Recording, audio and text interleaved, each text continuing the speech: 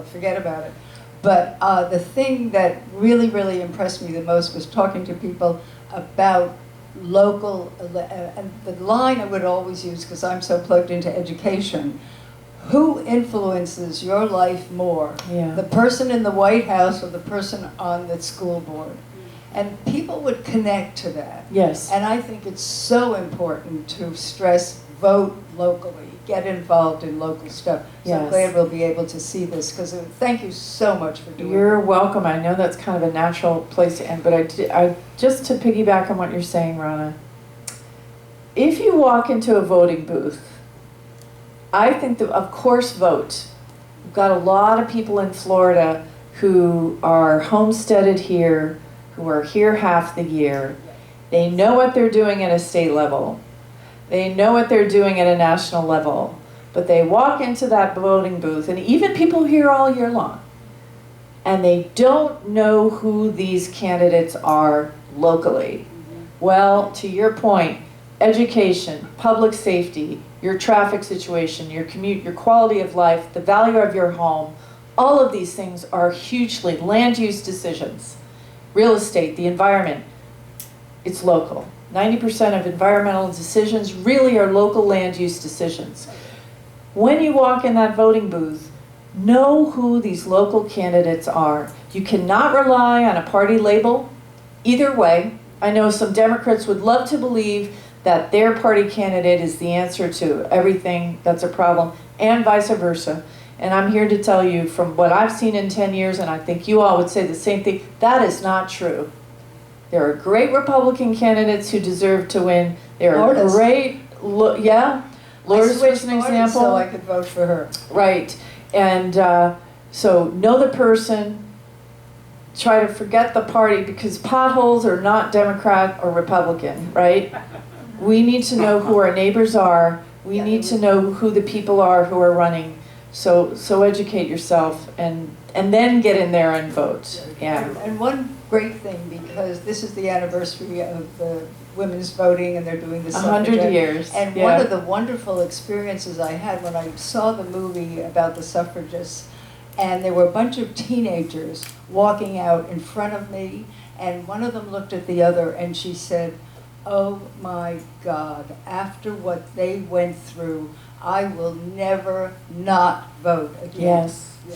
Yeah, absolutely. I want to correct or add to one thing you said. What people who aren't familiar in depth with the candidates, what they do, or in the past, they have received those mailers Yes. from the backers of the candidates who can afford to send the mailers, which is the development industry.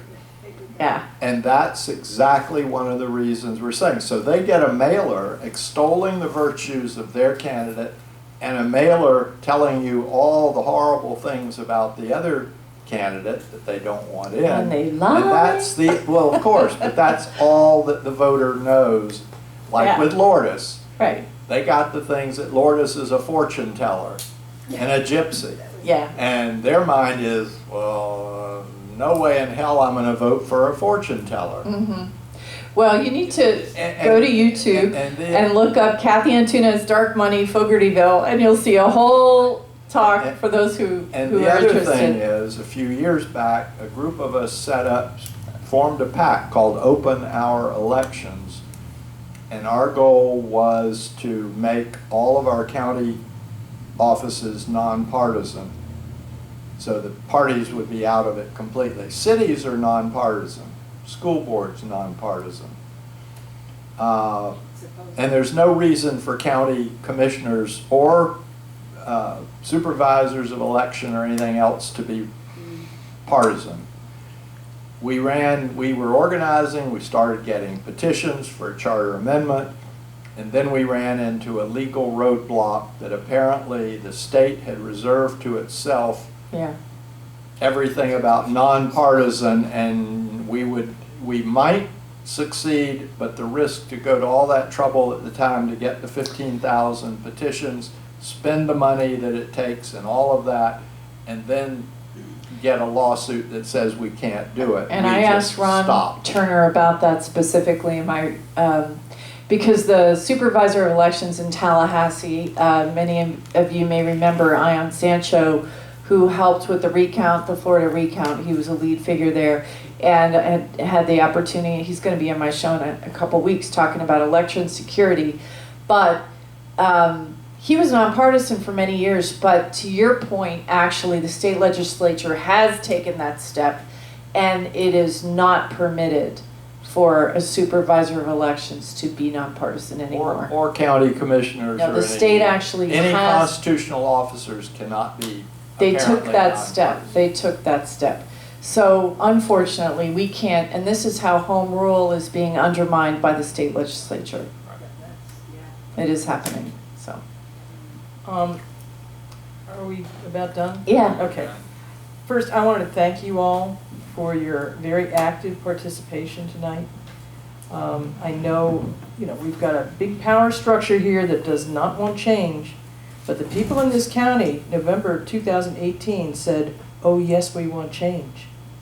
And it is within our power now. We have the power to make that change. We could put 3 new commissioners at 1660 Ringling after November this year, who could completely transform this county. And it's up to us to do it. Regardless of what these big power brokers say, try to do, okay? The people spoke, and we need to really come home with the results. So, are you all in it? Okay. I'm going to pass around a spreadsheet if you haven't signed. Charter amendments to control growth. Yeah, so thank you all so much for being here. We appreciate it. And talk to your neighbors. Local elections matter. One thing